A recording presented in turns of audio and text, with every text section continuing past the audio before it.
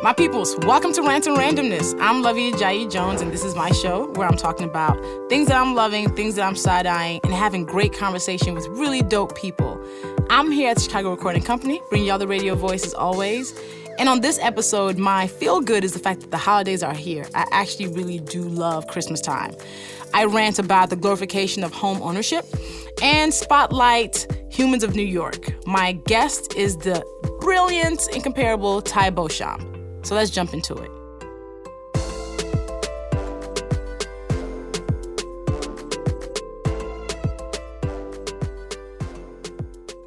All right, so my feel good is that the holidays are here. I actually am somebody who loves Christmas time. People are nicer, everything is sparkly, kids try to behave because they think Santa's gonna bring them some gifts. It's definitely my favorite time of the year. I think there's something special in the air about the holidays, and it's mainly because people are more reflective. People seem to be kinder, and they realize, okay, you know what, the year's almost over. It's also a moment for you to kind of recalibrate and say, like, what have I done this year? Can I finish the year off on a very positive thing? I think about the holidays. I'm always drinking hot cocoa. The food is always good. Now, here's the thing about the holidays. We be doing a lot with food during the holidays, but if we just keep it to the 2 weeks around the holidays, I think we'd be okay. Some people be doing a lot for like 6 weeks. It puts us back. But anyway, and Chicago is a city that really celebrates the holidays. Like, our streets are lined with lights, and we do parades, and every store has Christmas trees. I said I was going to get a Christmas tree this year because I haven't really done one in a long time. I typically travel out of town for Christmas, and this year I'm actually going to be spending Christmas in Chicago, enjoying my city. So I'm going to get a Christmas tree. I might wear corny Christmas pajamas, and y'all going to have to deal. It's just good. And I'm glad that holidays is coming. People are winding down. We all gonna get less emails, which is something to be thankful for. And yeah, it gives us a chance to kind of look into what we want to accomplish moving forward. I don't necessarily use just the holidays as a trigger to be better, but it is something that compels you to say, all right, let me make sure that I am being positive, that I'm being kinder, that I am waking up a little bit more chipper. So yeah, feeling good about the holidays, and I hope whatever you celebrate, or if you don't celebrate, I hope you end up finding, people that you love around you, that you end up eating the foods that bring you joy, that don't necessarily clog your arteries, and that you get things and gifts that actually make a difference. And also, if you can, donate something to somebody who is in need. To use this holidays to give to charity, purge and donate things to Goodwill or wherever is ethical for you. And let's give more than we're going to take this holidays too. So my rant this week is about home ownership and the glorification of home ownership. Just like people glorify entrepreneurship, I'm seeing a lot of glorification of having to own a home. Now, here's the thing.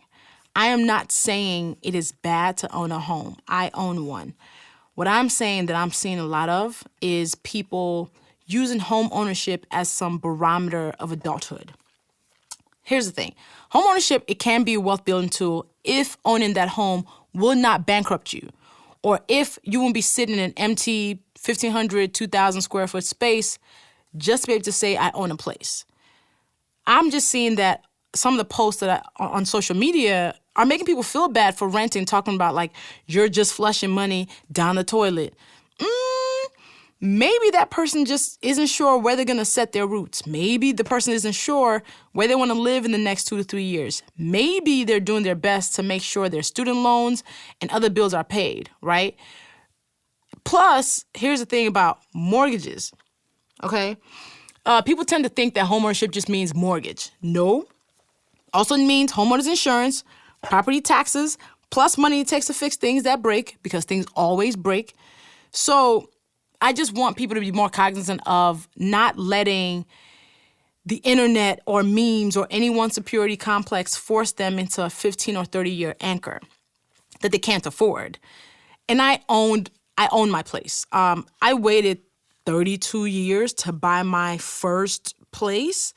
And it was the right choice because before then, me buying a place would have probably put me in a bind. Like renting for a long time was great. I loved renting because whenever something breaks, somebody else's job is to fix it.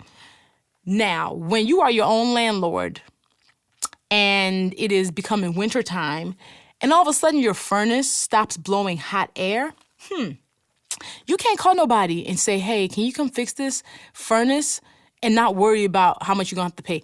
Yes, I just had to spend $550 for a 15-minute fix to my furnace. I said, I don't even want to be my own landlord. In those moments, you really realize that people aren't given the clear idea of what it takes to own a home. We're just memifying what adulthood should look like. I don't want people to think that they're a failure if they're an adult who has not bought property or who's just renting, because it might be the best decision for you. And I want to be cognizant of the fact that as we are making people feel bad about the decisions that make the most sense for them, are we also giving them the full story? So yeah, I talked about this on Facebook and Instagram recently, and a lot of people were like, absolutely, like, it makes no sense for me to buy a house, but some people try to make me feel bad about it. I actually got a message from somebody who said, I just wanted to say thank you. I came across a post you made on Facebook about home ownership and how people make you feel less than for being an adult and owning a house. I'm 32, and I was starting to feel bad. I wasn't doing something right because owning a home just isn't something that I want to do. And with all of my friends buying homes and continuously asking me when I will, it was beginning to be too much. So thank you for that post. It really helped ground me in what I want and what's best for me at this time in my life. Yeah. So if you're listening to this, if you're somebody who in certain moments you think you are somehow failing because you don't own property or you're renting and you're fine with it, don't let the internet make you feel bad. Home ownership comes with a lot. It's absolutely the right decision for some people based on how much money you have, what city you live in, what state of affairs, where you are. Do you have kids? It might be right decision, but a lot of times it's not.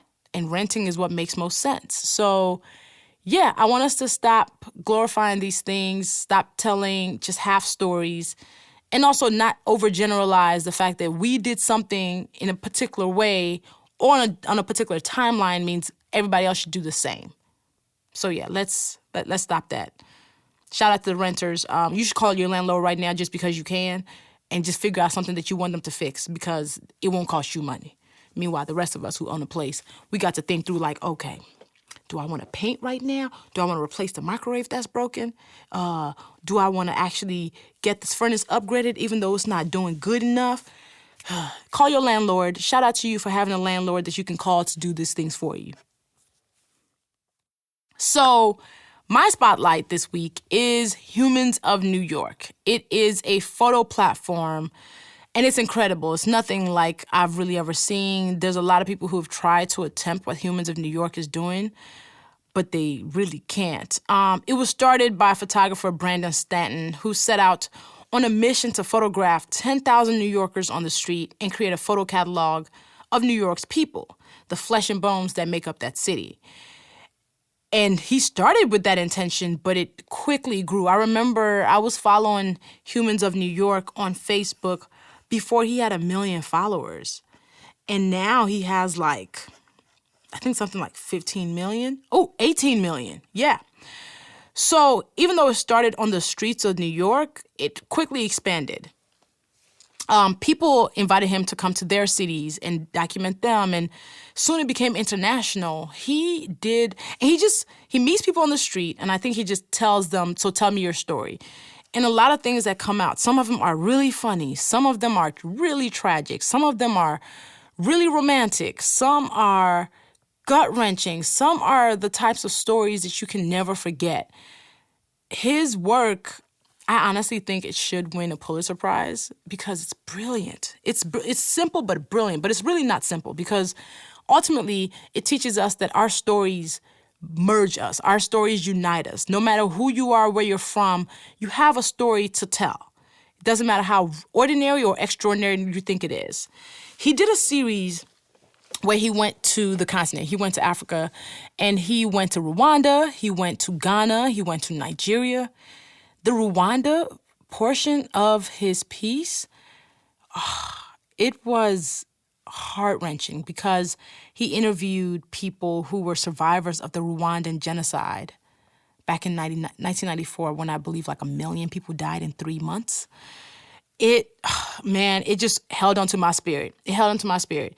And Brandon is now back in New York documenting, and he recently went ultra super viral because he ended up getting the best subject, a woman named Stevie Johnson, who used to be a stripper back in the day, and she told stories about everything she was up to, and she instantly caught the eyes of the whole internet.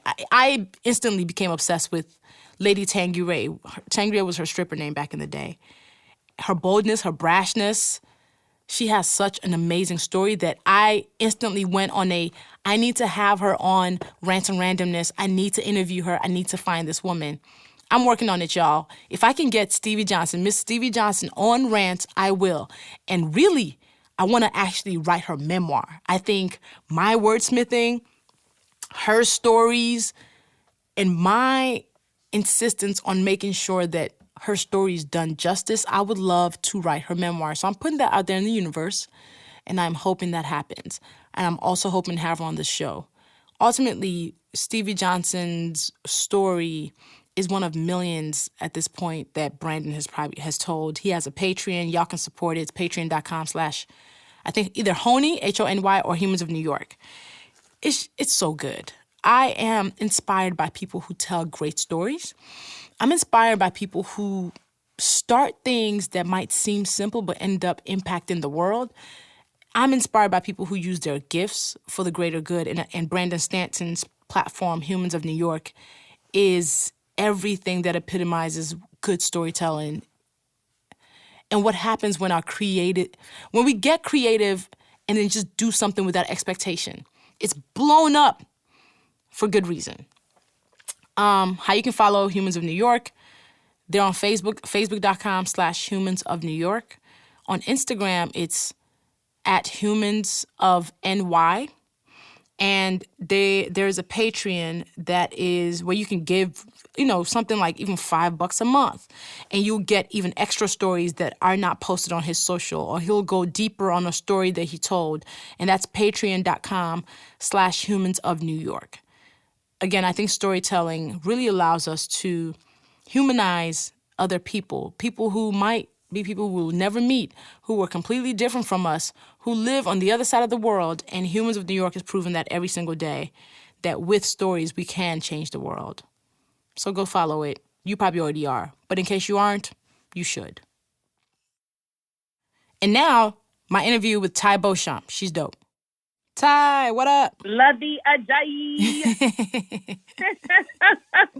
How are you, my love? I'm good. How are you? I'm wonderful, actually. It's a little chilly here in LA, but, chilly in LA is better than cold in Chicago. I mean, listen. Y'all just be disrespecting us, and we can't even say nothing to it. We just have to be like, yep, that part. I'm like, you right. Yo, Rance fam. Am I in the house? You are in the house, Ty. You are in the building, okay? Rance fam, join me in welcoming the ever-talented, award-winning media personality, my girl, Ty Beauchamp, to the show. Hey, girl. Hey, Luvvie. You know what? I am so happy to be with you right now. I can't even tell you. This has been a long time in the making. So I'm like, yeah, I'm here. Turn up. Yes, I'm excited. I've been looking forward to having a conversation with you on Rants for a while. And I want to start by giving people your bio so they know how epic you are. Okay, well, thank you. Yes. You might blush. It's okay. You're just awesome. It's cool. Ty Beauchamp is an award-winning producer, TV host, and creative consultant. Drawn on her passion and authenticity, Ty delights in helping brands tell meaningful stories that ignite consumer engagement. One of Ty's latest ventures is serving as the host and producer of Clio TV's Lens of Culture, a 30-minute travelogue that highlights destinations throughout the diaspora and from a uniquely Black millennials perspective. She's a New Jersey native and proud alum of Spelman College, passionate about women's empowerment and mentoring. This winter, Ty is launching Beyond Ready, an online e-learning and live events experience that provides confidence coaching and business development for women and men who seek to move with intention and purpose personally and professionally. Her practical tips and charismatic delivery were honed when she began her career at highly regarded media outlets like O, the Oprah Magazine, and 17. These experiences taught her early on how to tell stories that inspired audiences to think differently about themselves, leaving them feeling empowered and assured. Woo, girl, you are epic. Oh my God, wait a minute. I'm like, who wrote that? I'm like, where did that come from? Thank you, Luvvie. Man, you've been around the block doing amazing stuff. So I usually kick off by asking my guests. So, what did you want to be when you were growing up? Girl, certainly not doing what I'm doing. I grew up outside of Newark in the Oranges, East Orange, and I thought I wanted to be a doctor when I was younger, but I will tell you, it's like the typical, Black, my parents and my family are educators, so it was like you're either going to be a doctor, a lawyer, or a teacher, and that was really it. I did not know that I, could actually write for the magazines that I love to read, and that all kind of came later.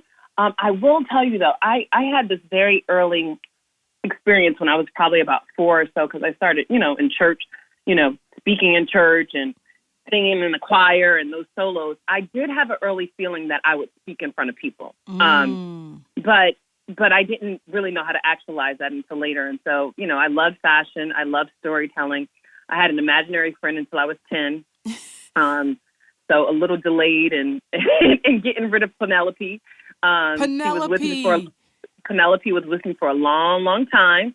And so I think like having an imagination and then, being in front of people speaking from church and performing, it just was in me. And I loved fashion. And so later my mentor helped me to understand that I could actually not just necessarily be a model or be a designer in front, but I could actually tell the story of fashion and beauty. And so that led to my journalism career. Did your parents support the imagination in you, like the little artist in you? Yeah, that's a good question. My mother and my biological father were very young when I was born, and my mom always supported it, but my grandmother Mary, like really got it. My other grandmother Sarah really got it too. I think my grandmother Mary, interestingly enough, who just passed, she was a creative too. Like she produced all the church plays. At her funeral, someone was like, there wasn't a church play if Ty wasn't in it. And I was like, wow, you're right. You're right about that, because she put on everything, the Tom Thumb wedding. She wrote the plays. She wrote poems. So I think my grandmother always appreciated it and really valued it. And she just also let me be my quirky, interesting, random self. And she celebrated it. So, I think some of them got it. But I don't think that being creative is for everyone to get. I think you have to have one person, especially during your formative years, who sees it and gets it and celebrates it. But it's not going to be for everyone to get. I mean, Luvvie, I'm sure, like for you, did everyone get it? No. I didn't even get it. Yeah, exactly. So when you were, let's say, 10, how were you? Like, what was little Ty like? Oh, that's a good question. I was very opinionated. Okay. I had a thought about everything because I grew up as an only child, too. So I was around adults, including my grandparents and my mom, a lot. So I had an opinion about everything. 10-year-old Ty was curious. She was rambunctious. She also could be very reserved at times because I like to observe people. And I think I got that from being around my grandparents. So I would probably say there was like a real dichotomy about who I was. But, interestingly enough, I had a conversation with one of my big cousins who I like adore. And she was just like, you were just like the kindest little kid, like you were just loving. And so, I don't think I've changed too much. I think I've gotten more opinionated the more I know. But at the same time, like, as you get older, you have your opinions, but you also learn to be a little bit more open to other people's opinions. So, little tie is not so different from big tie, but I will say I'm 6 feet tall now, and I was at 10. Wait, actually though, at 10 I was 5'2", so I'm only. Wait, you were 5'2" at 10 years old? Yeah, I was 5'2". How was that at school? Not easy. Not easy at all. I mean, I had a size 10 shoe by the time I was in the 5th grade. No, it wasn't easy. It was not. It wasn't easy. I mean, luckily I went to small schools, and so I didn't really get bullied so much, but it was awkward. I mean, no one wants to be the tall, gangly girl at the end of the line. It would have been much cuter to be little Luvvie at the front of the line. You know what I'm saying? Like, it would have been much cuter. I'm like, that would have been cute.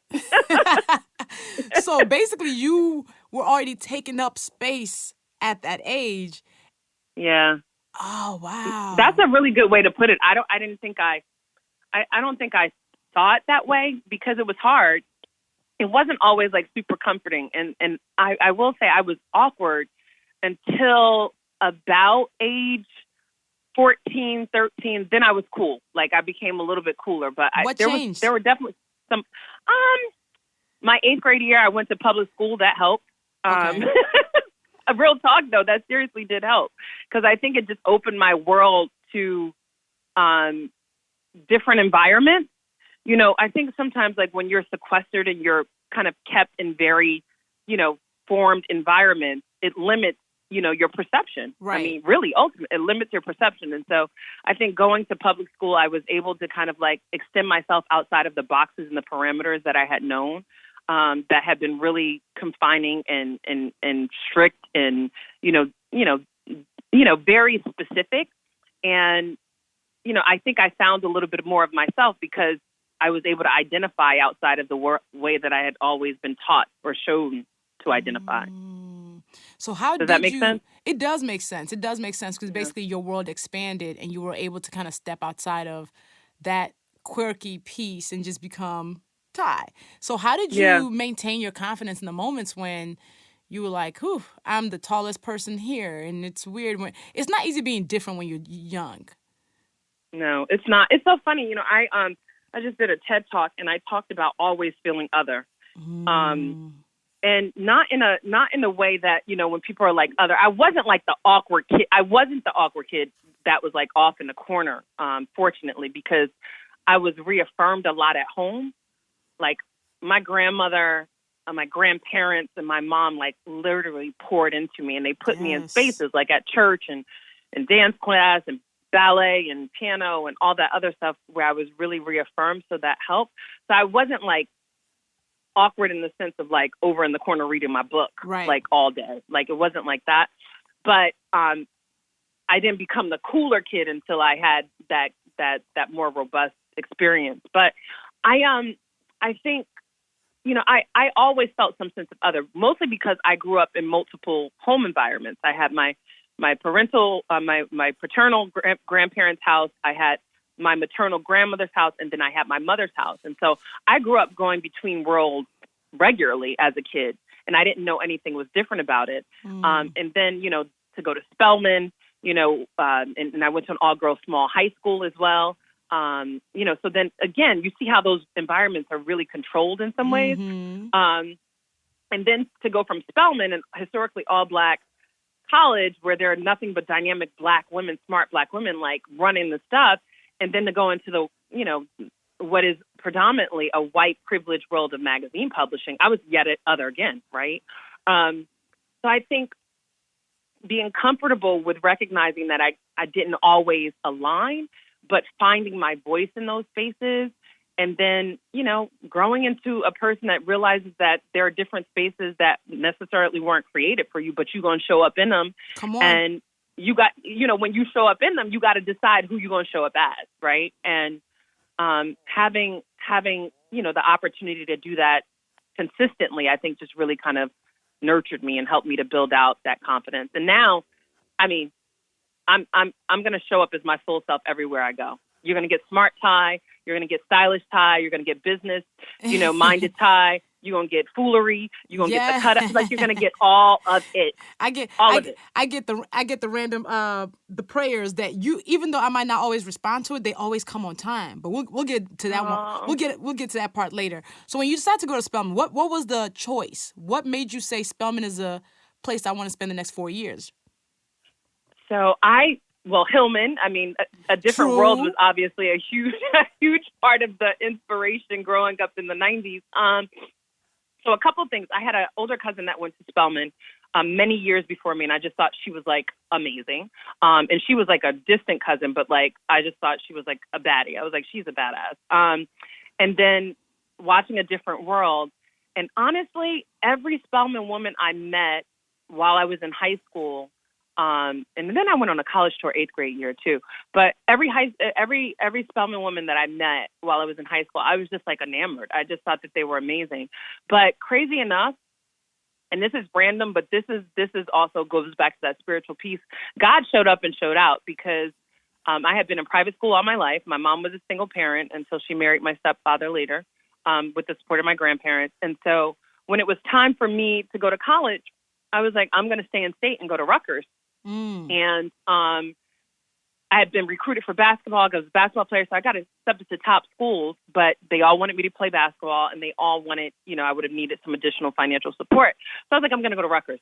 Luvvie, when I tell you on high school graduation day, I had already taken the entrance exam and the placement test to go to Rutgers University in New Brunswick, also where my grandmother went. And on high school graduation day, the man who later became my mentor, a wealthy philanthropist also from Newark by the name of Ray Chambers, happened to be at my high school graduation, seeing a student who he had supported as a part of a larger program that he had created many years before me, who was also in my class. He happened to be there to see her graduate because she was a part of an early cohort, heard me speak, asked about me, and gave me a full scholarship to Spelman. What? So when I tell you, yes, girl, yes. What? Yes, I kid you not. So I went to Spelman College and no loans. I took out one loan first semester. I paid that off, 4 months after I graduated. Wow. I had very little loans, grants, and a full scholarship from. You better look at God. Girl, all up in it, all up in the sauce. Wow. And I didn't even get a chance to meet him until a year and a half later. I stayed in touch with him, wrote him, kept him updated about, my development and what was happening at school. And he really supported both with scholarships and in other ways through the programs that he created, many, many young people. And I was able to develop a close relationship with him. He still is very much in my life. I ended up working with him and working for his family foundation and starting a program at his high school, alma mater in Newark. But God. So that's how I ended up at Spelman. But God. Wow. That's amazing. That right place, right time. Your helper was in the room and found you. Amen. Girl. Amen. So when you Amen. started Spelman, but also, Luvvie, that's the other thing about showing up consistently as who you are and doing the work. Facts. You know what I mean? Because Facts. we never know who is watching. Honestly, I think about the first time we met live and in person in Chicago. What was that, like 9 or 10 years ago? Easily, yeah. And you were the blog was beginning to take off. Yeah. And, you never know how these connections happen, And then we connected as fellow Capricorns who have birthdays like a day apart. Exactly. And then I'm like, oh, my Capricorn sister, I love you. And we've been bays ever since. Ever since. So you also wanted to be a doctor. You're looking at a failed doctor here. Okay, I was supposed to be a doctor. That clearly didn't happen. When did your doctor dream end? Was it at Spelman or beforehand? No, it ended at Spelman. When I was about to get an F in biology, I was like, oh. Yeah, I said, the doctor track might not be Ty Beauchamp's calling. Listen, our stories are too similar because mine was Chemistry 101 when I got that young D. Yes, I was. You said it's a C or a B? A D, girl, a D. Oh, Solid a D. D. Okay. I got the D. Oh, you earned the D. I earned that D. I withdrew before I got the F. I said, I'm gonna take the W as in a loss and get my tail out of here. Because you know what? That was the other thing. I just kept thinking to myself, like, here I was fortunate to benefit from this full scholarship. And, you know, the terms and conditions weren't like, oh, you have to have a 4.0 or 3.5 to keep it. You just have to perform. And I was like, there's no way in this world I could, you know, mess up and get an F in biology. And then the other thing, Luvvie, I don't know if you experience this. I mean, because you're a talker, I'm a talker. I told you I had an imaginary friend until I was 10. When I was in that lab, like when I had to do makeup labs and it was only me in the lab with the Petri dish, I was like, this conversation ain't going to go too well. Like, I was like, I don't know how this is going to work. And so the combination of that almost F and the Petri dish and that white lab coat, I was like, I'm out. You was like, I'm out. I can't do this. I can't do it. Mine was like, I actually made effort and I still got a D. I'm like, I'm not used to this. And I realized, you were like an A student and everything else. Yes. Yeah. I was like, I definitely had to come to Jesus moment with myself where I'm like, you know what? You don't even like hospitals. Just let this go. You're like, those walls are too white. Yes. They're too sterile. Yes. Oh, yeah. And doctors make me nervous. So it's like, no. So what made you want to be a doctor? Was it just the Nigeria? Like, was it just like, yes. That's what I a lot of it was probably the Nigerianness of it all. And also just because like they've been calling me, dude, you're really smart since I was like 4 because I was the bookish kid. And I was like, I want to help people. So I'm thinking the way to help people is by making sure they're not sick. No, that was not it. Yeah. So when you dropped the doctor dream, what was your next move? So I dropped the doctor dream. I went and actually spoke to my mentor. I went and had a meeting with Ray. And I should also say, while I was in high school, I was doing some modeling. Nothing major. I mean, commercial, but I was close enough to New York that I had some gigs that I had there. And I always loved fashion. I think fashion was always a part of the way that I self-expressed in addition to speaking. Mm-hmm. And I was a writer. Like, I used to write like crazy, everything from poetry to short stories. I was just like really into it. And so I went and met with Ray, and he was like, well, have you ever thought about like combining your love of writing with fashion? And I was like, no. He was like, well, do you read magazines? I was like, my wall is plastered with Harper's Bazaar. Like, I love magazines. And, you know, I made a list of the magazines I was interested in working for, and he reached out to people that he knew at those places. And that's how I got my first internship the summer of my sophomore year. The summer of my sophomore year, I interned at Good Housekeeping magazine at Hearst. And that's when the bug bit me. I mean, it was crazy because I had grown up going to the city. I mean, growing up in the Oranges is so close, and outside of New York is so close to the city. So I went to the city every weekend with my mom or with my grandma or with my aunt. But by the time I started interning there, I just thought I was grown. I was taking the train into work. Mm-hmm. I was hailing my own cab. I was so excited, and I just loved the energy and the pace of it. And I was also able to, you know, learn how to be creative, but in the business environment. And that's hard as a creative. Most creative people only think about the creative process, right, and don't think about how you make it into a monetizable business. And I was fortunate with this internship to sit in business meetings as well as brainstorming meetings. I was fortunate to write and work directly under an editor-in-chief, and I was sold. I was like, this is where I want to be. And so that summer, I was like, I'm going to be an editor-in-chief of a magazine. And this was at the height of publishing, Luvvie. Like, this is when magazines, like, I can honestly say this as an intern, when you were invited to an event, you got a car. You went in a car. It was amazing. So that was it for me. That was it. So then what was your major? I changed my major to English. So I went from biology to English. Spelman is a traditional liberal arts college, so they don't have like a journalism or communications major. But the other beautiful thing about being in the Atlanta University Center or the AUC is that you can take classes at Morehouse and Clark. And at the time, Morris Brown was around as well. So you could, you know, cross-register and take classes. So I took a lot of classes on Clark's campus, like for newspaper writing, outside of creative writing and, you know, storytelling. But I really loved I loved language and I just loved communication. So it ended up working out. So when you graduated, what was your first job out of college? Oh, my first job out of college was for this little magazine called The Oprah Magazine. Stop. You came out the gate. I can't deal with you.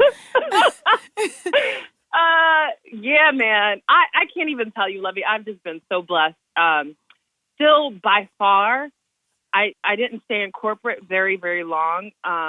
But, you know, I started at Oprah at the magazine. The magazine launched May 2000, and I started there, I want to say, June 26th, 2000. So I worked on the third issue of the magazine. Yeah, it was insane. It was insane. Yeah, that was a whole moment. And you want to know what's so crazy, Luvvie? I tell people this all the time. I did not realize how big it was. Because for me at this point, and also, you know, like, you're the person that's like working hard just to get the work done. Now, I was grateful to be there. I was happy to be there. I was happy to have a job. My salary was $28,500 a year. By the time I earned overtime, but my first year of working, I probably made like $54,000, and I thought I was balling. You were balling, fresh out of college. I was balling. Yes. Yeah, I was doing all right. I was doing all right in 2000 for sure. But you know, I was putting in the hours too. But like, I didn't realize. I tell people, like, when you're 22 and fresh out of school, you ain't trying to live your best life. So I loved Auntie Oprah, right? And obviously admired her from afar, and, you know, was so, I mean, at that time, Luvvie, it was just a very specific time in the industry, and for that magazine in particular, where Oprah used to call us. She used to call the editors, and I was an assistant, but I used to be able to speak to her on the phone, and she was in the office once a month. Yeah, it was crazy. And I worked very closely with Gail.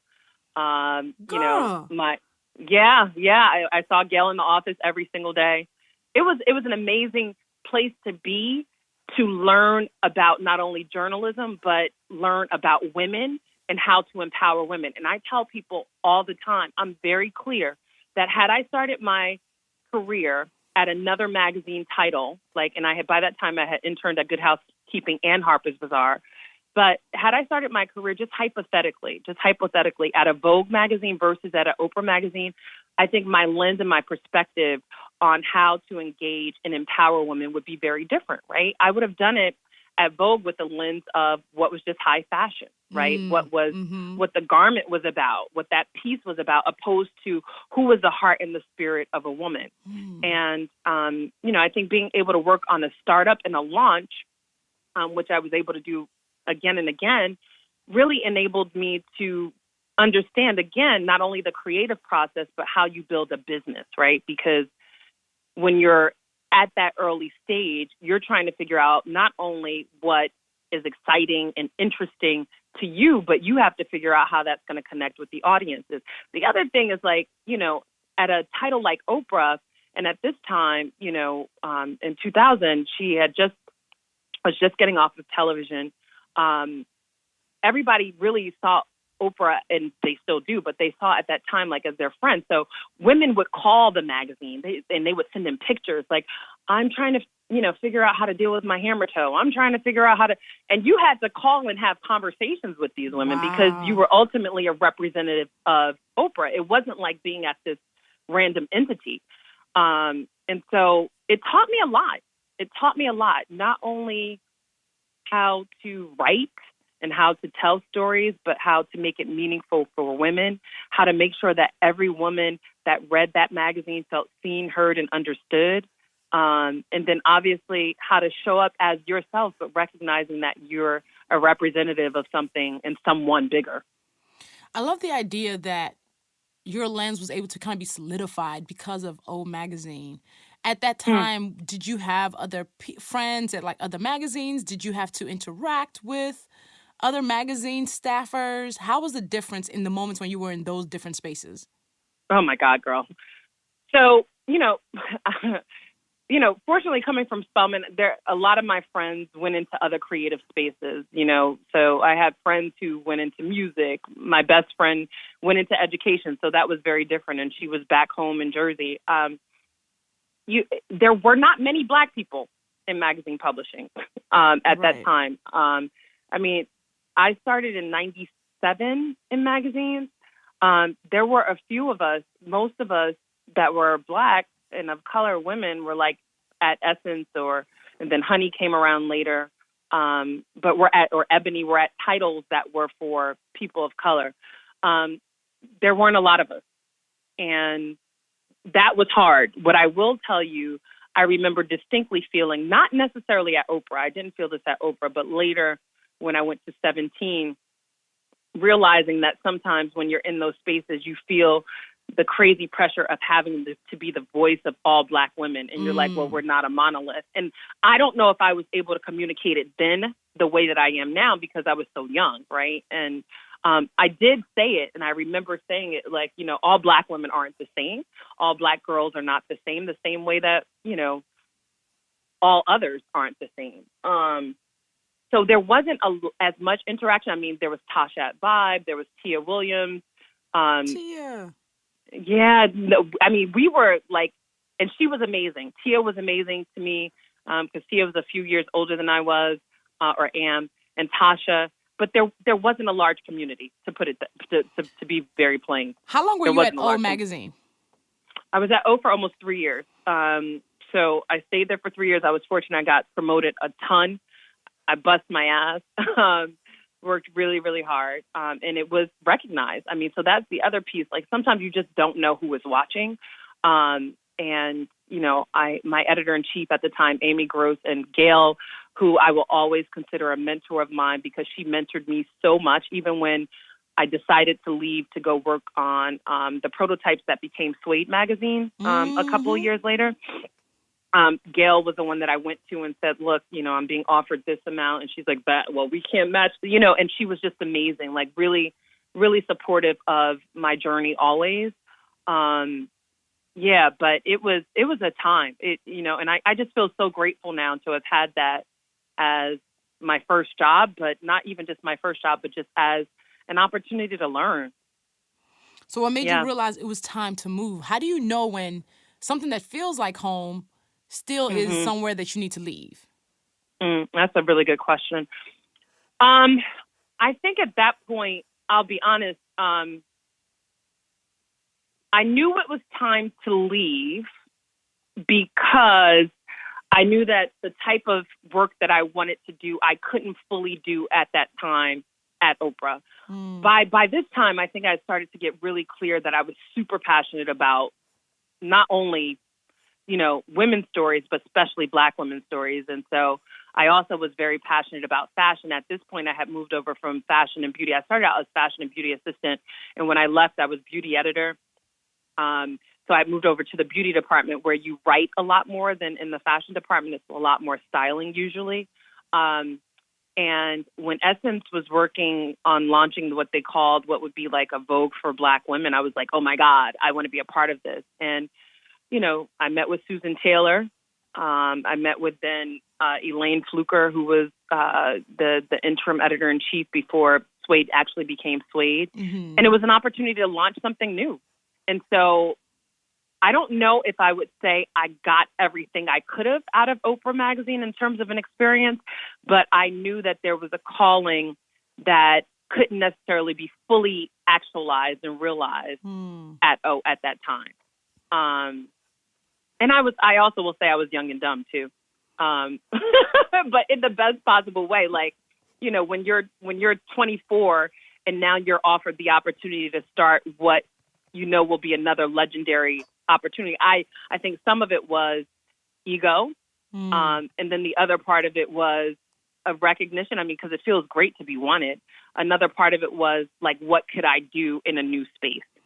I had absolutely the most amazing experience at the Oprah magazine, though. Yeah, no, and I respect that because I think sometimes we'll get comfortable and then we'll stop growing. So you took a risk. So you started O magazine when it was basically 2 months old. Then you start at Suede, where it's basically starting from scratch. You've been at it wasn't even Suede. It didn't even have a name. Wow. It didn't even have a name. I worked on 3 prototypes of what became Suede. So I never even worked at the full title of Suede because by the time they launched, I had left. Wow. Yep.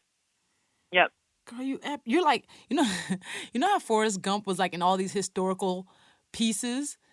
I always think about people who in real life are the real G's who moved in silence behind the scenes of a lot of things we love. I also consider myself Forrest Gump, so trust me, it's a compliment to me. But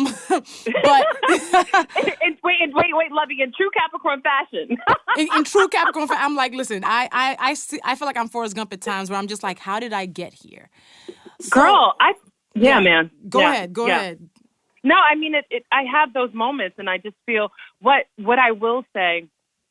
I think because we're all chosen. I believe that, but I also believe when your actions and your intentions and your work ethic rise up to the level of being chosen, that's when people see. And so, that was when Ray Chambers saw something in me in high school. That's when Ellen Levine and Michelle Huck, who I'm still in touch with, the human resource recruiter at Hearst, who hired me to be a part of the internship program at Hearst, who didn't have to take me because the internship program actually had been closed already. Wow.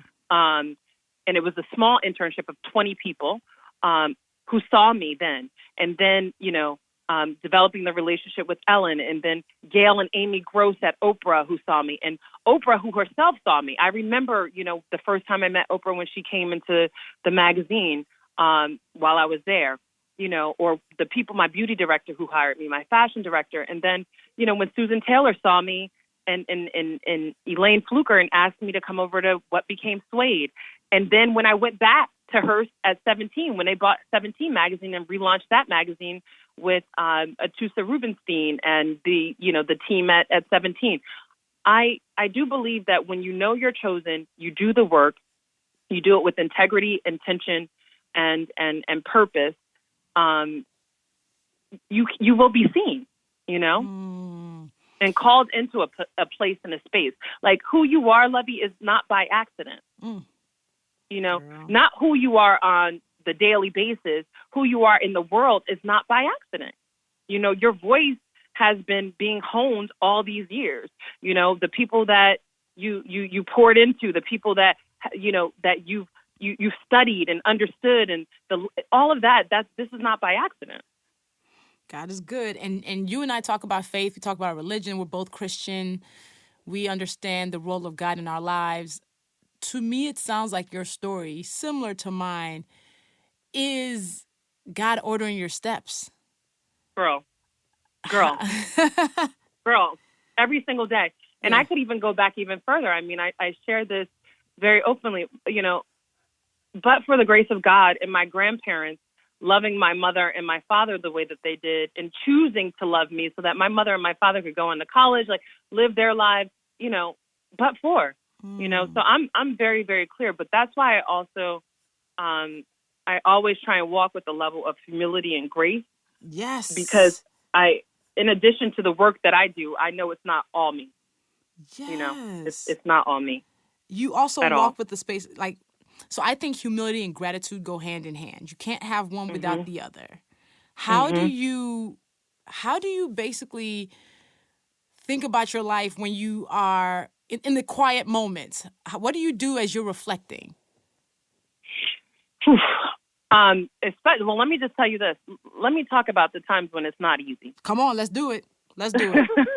Because that's the other thing. I can talk about all of the blessings and amazingness that I've been grateful to experience, but you can't talk about the blessings and not talk about the grace you're shown when things are not feeling as blessed. Come on, let's do it. Okay. So in my quiet times right now, in the quiet times that I've had over the course of the years when I was transitioning from being an editor, when I left 17 magazine after being there only a year, after being the first African-American and the youngest beauty director in history appointed at the magazine when I was 25 years old. Wow. This is before Instagram. So this is before the story could be told in this way, right? Yeah. And then that quiet moment when I was like, something ain't right here. Something's not working for me here. And I didn't have the confidence about what was going to happen next, right? Mm-hmm. So those quiet moments sometimes are, teach me, oh God, place me where I need to be placed and give me the clarity of mind about how I need to move, because I don't always have the answer. I knew that wasn't it. So you asked about how did I know it was time to move on from O? Yeah. How did I know it was time to move on from 17? I knew that my spirit was not being filled. I knew that I filled, and I knew that I wasn't being used to the utmost and to the highest ability. And it was like, all right, where do I go from here? I didn't have, it was unpopular. I left 17 magazine in this heralded title and actually was told by a mentor of mine, you're on your way to being editor-in-chief. Don't leave. But I knew it wasn't serving me. And so, I think those moments when no one is watching, it's about you being real honest with yourself. I'm going to tell you, girl, one quality that irks the living daylights out of me in people or in circumstances when there is not self-awareness. Mm-hmm. And those quiet moments for me are when I have to be intentionally and deliberately and painfully self-aware. So that means I'm not going to just tell myself how great I am. I'm going to tell myself, like, what it is that I need to develop and grow in order to get to the next level and to the next place. So that's what happens in those quiet moments. It's being positively and intentionally self-aware in order to grow and to evolve. That's real. And how do you use your sisterhood and your community to hold you up, to hold you accountable? You're really big about sisterhood. So let the people know about how your friends, what role they play in your life. It's so funny. I was with one of our girls last night. I had dinner with Justina last night. That's my boo. Oh, yeah. I love her so much. Well, first of all, you have to have spaces where you can be authentically you. Yes. And fully you, without the lights, the camera, the action, without any of, any pretense. You have to have those spaces. My sisterhood is so important to me because the days when I don't have it, I reach out and say I don't have it, and I get confidence there. I also find that my sisterhood is so important to me because I'm fortunate. Like, my sisterhood are the baddies of the world. And so I can look to them and draw inspiration, but I also can, be very honest and vulnerable and say, look, this is where I need help. That has been critical for me, especially over the last 4 years have been my leverage up time and, me growing and evolving. And, I've had to lean on people.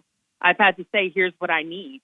And the sisterhood for me allows me the space to be honest and vulnerable and transparent.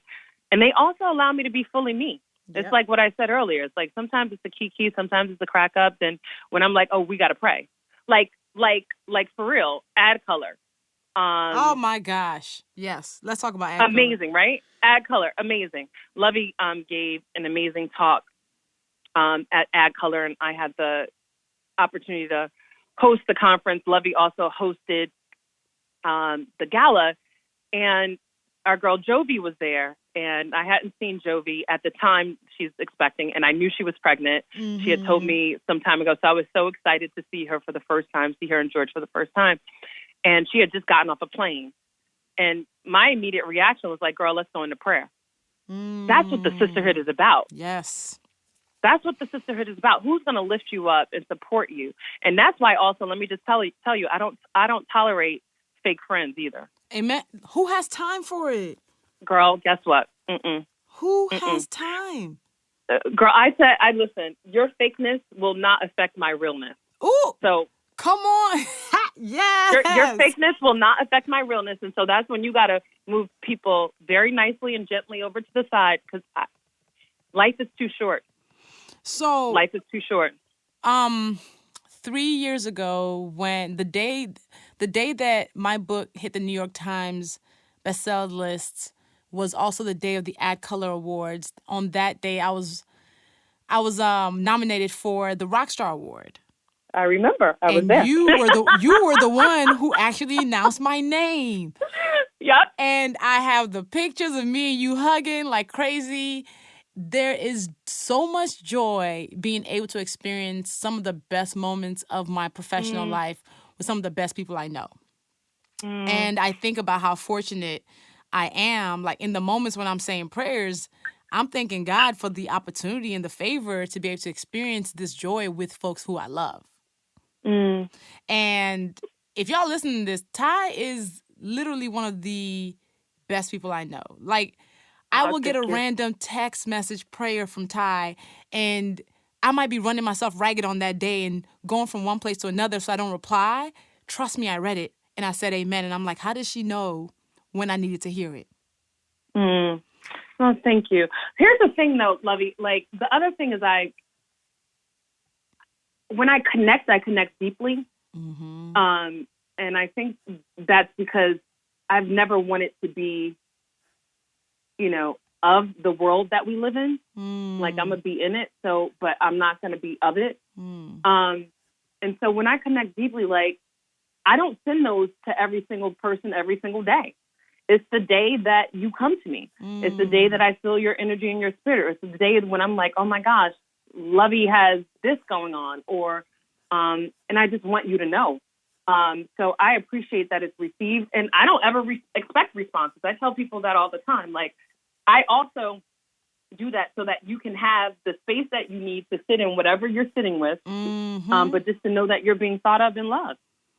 And that's real. I think about friendship, and I think, a lot of times people think about people get to talk to each other every day. Everybody too busy for that. Like, people too busy. People too busy for that. I think friendship is standing in those gaps, the gaps that you don't even realize are there.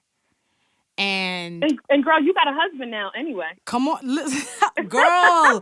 Okay, I'm trying to get my whole life together. I'm over here trying to adult on all types of levels, okay? So I always appreciate that. I'm like, yo, Ty is a real one. Ty's a real one. Listen, I'm like, look, I want you to, and you and your husband are so, oh my God, and he's my Morehouse brother, right? Yeah, he a Morehouse brother. You done found yourself a man of Morehouse, huh? Yes, and he's a Morehouse brother through and through. I love it. Yeah. I love it. Yeah, I love it.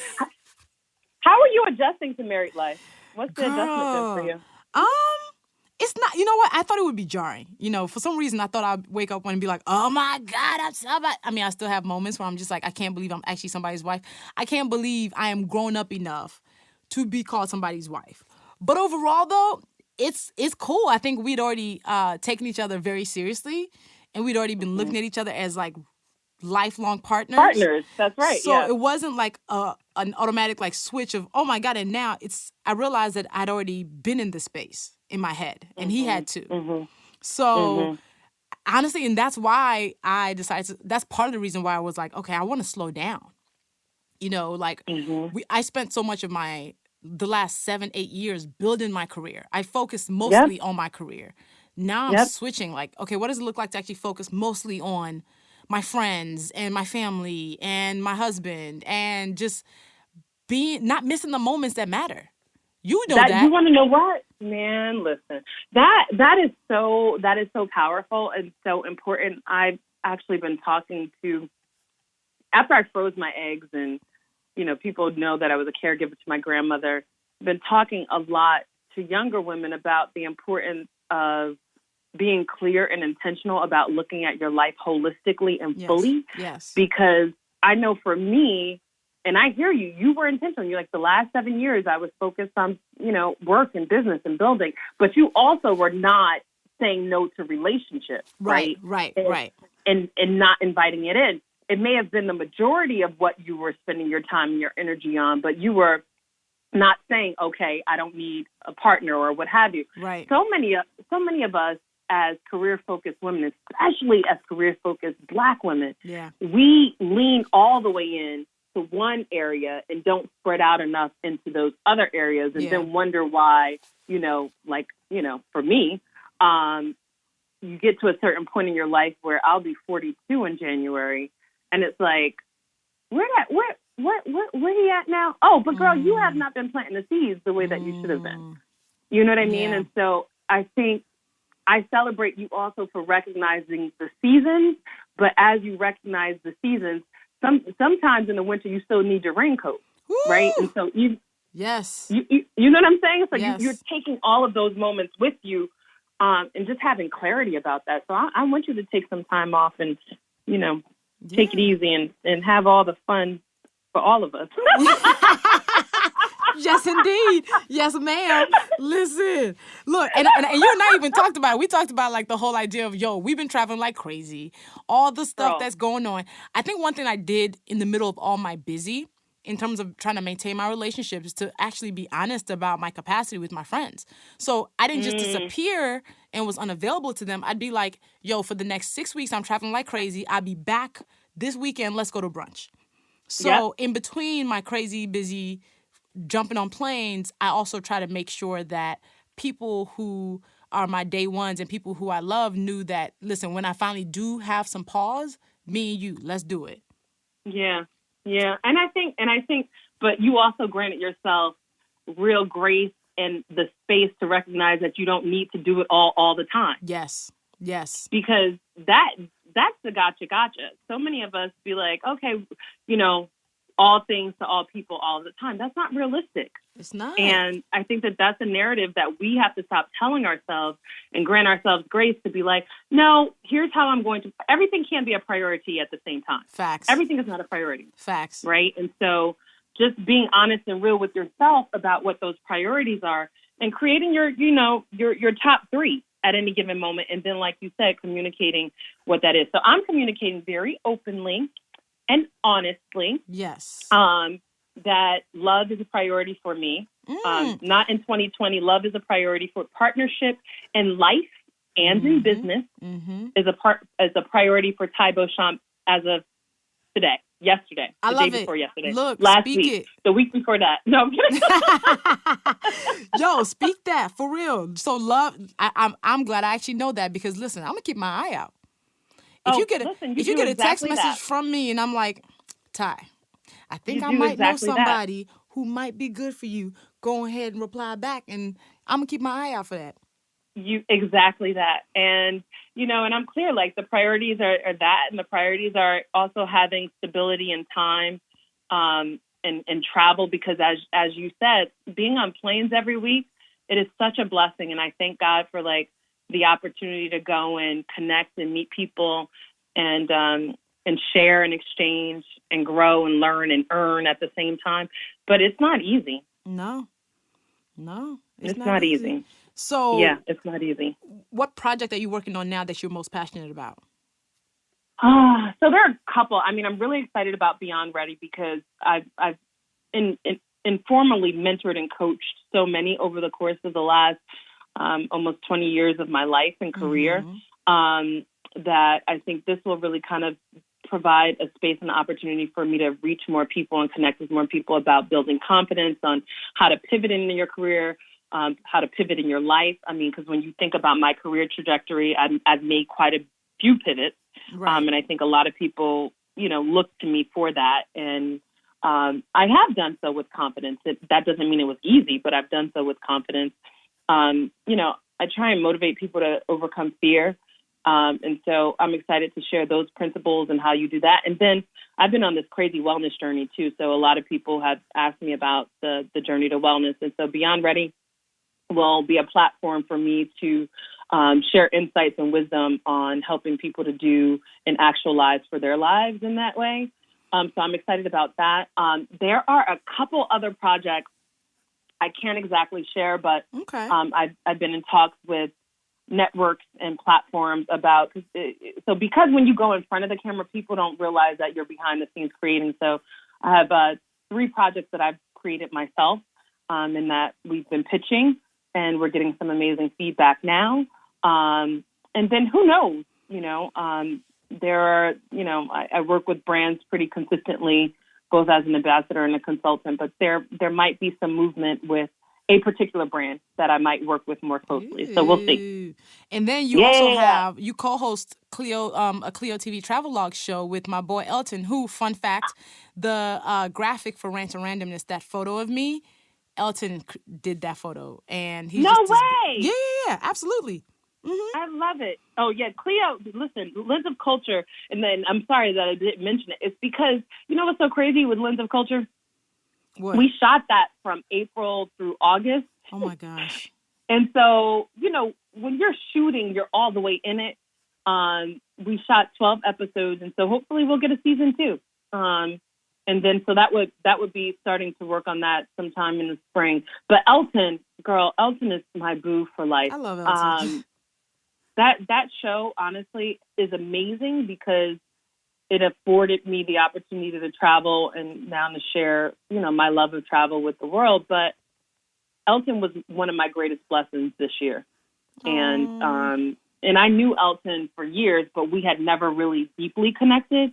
But now, you know, when you travel with somebody and you be all up in the mix with somebody, you really get to know them. And Elton is a special egg, and he's just been such a blessing. And I like to say that Lens of Culture is kind of like Anthony Bourdain, Parts Unknown meets Girls Trip with your favorite guy friend. I love it. I love that. Yeah.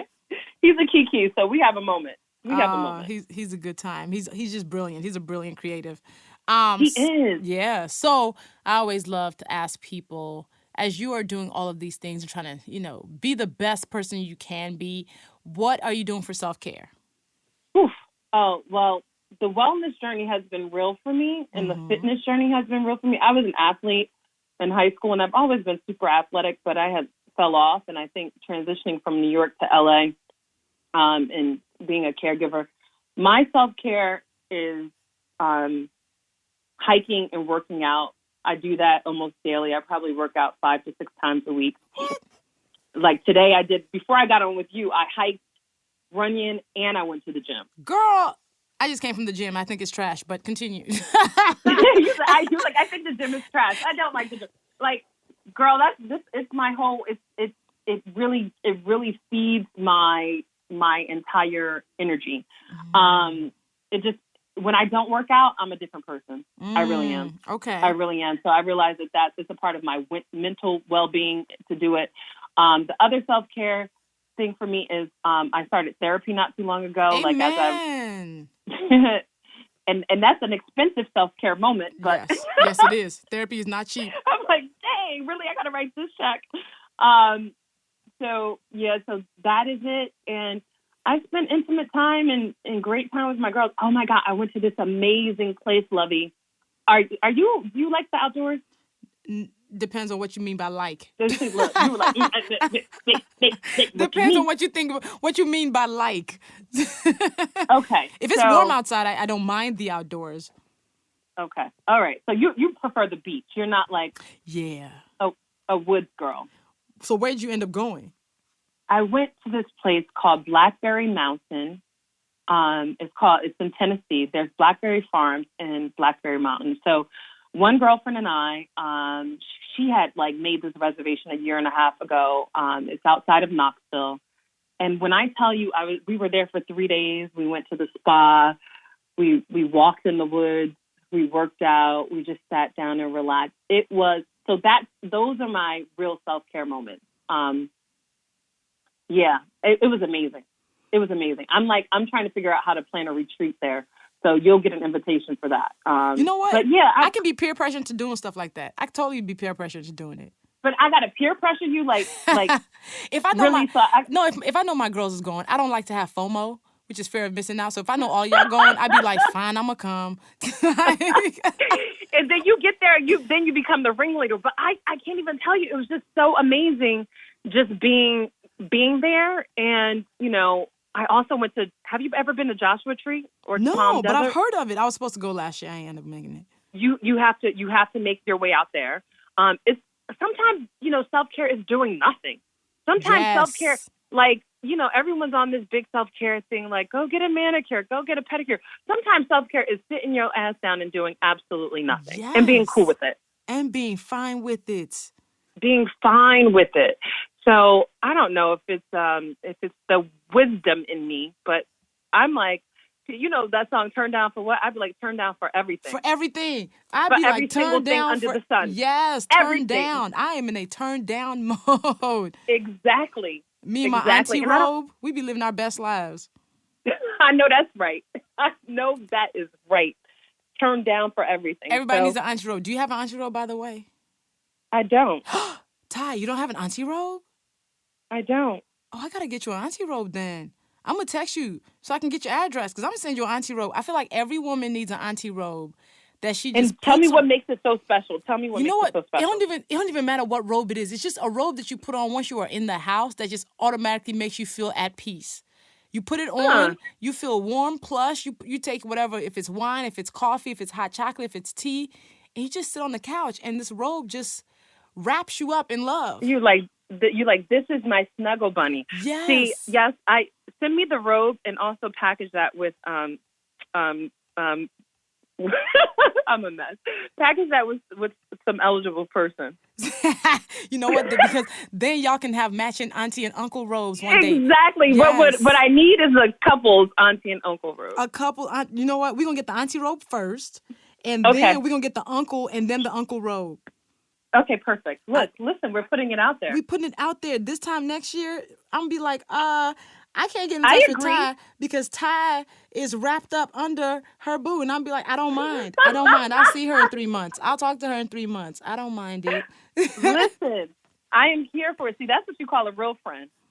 Look, we speak life. We speak what will be. Okay, we will speak what will be because, look, Ty is a hot babe. And thank you. Look, I'm going to act like this is your, what do they call those things? Because, millennials won't know it. Well, young millennials, what do they call the classifieds?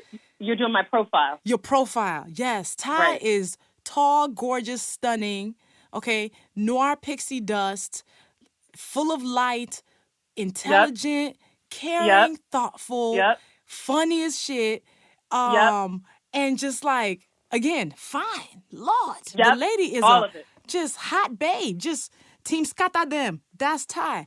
Listen. All of it. Listen. All of it. And how do people? What's up? So we gonna work on that profile. I'm gonna take the auntie robe, and then we're also I think we need both the auntie and the uncle robe because then you put the uncle robe in place. Yes.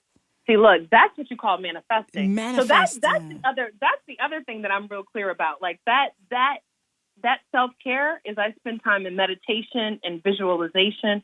Because I realize none of this is going to happen by accident. That's real. None of it is going to happen by accident. So thank you for the auntie robe and uncle robe in advance. In advance. I got you. I even know the right brand for it. Don't worry. You're going to put it on you and be like, oh, okay, one is going to be a different color. I got you. I'm excited about this. I'm excited about this. Okay? Yeah. This is so good. So how do people find you, Ty? You can find me at TaiBeauchamp.com, TaiBeauchamp.com, and on Insta and Twitter and all the things at Taibeau, TaiBeau. And I'm easy to find, and I'm also one of those people that respond to people too. So, yeah. I'm so glad you came on Rants and Randomness. I'm so happy you brought me on. Thank you, Luvvie. Luvvie, let me just tell you this. You energize me. So you are also the sister friend who we don't speak as often, but our text messages are legit and real. Yes. And just seeing your movement makes me happy, and it's inspiring. So you keep going. Oh, thank you. Oh, that means a lot. And whatever that looks like for you. Whatever that looks like for you. I appreciate you for that. Thank you. I love you. Love you so much. Thank you. Bye, boo. Have a great day. Bye. Ciao, ciao. Bye. Yo, shout out to Ty Beauchamp for joining me. Y'all, follow her on Instagram and Twitter. She's at Taibeau, Taibeau. Yo, make sure you go on her platform, comment, let her know you loved her interview. When people come on Rant and they get your feedback, they love it, and I love it. So thank you for doing that in advance. And subscribe to Rants and Randomness on Apple Podcasts, Spotify, SoundCloud, wherever you prefer to get it. And please rate it. If you leave a review, you never know, it just might be featured on the show. Also, much love to Chicago Recording Company, where I record this podcast. And as always, you can follow me on social media. I am @Luvvie everywhere. See you on the next episode.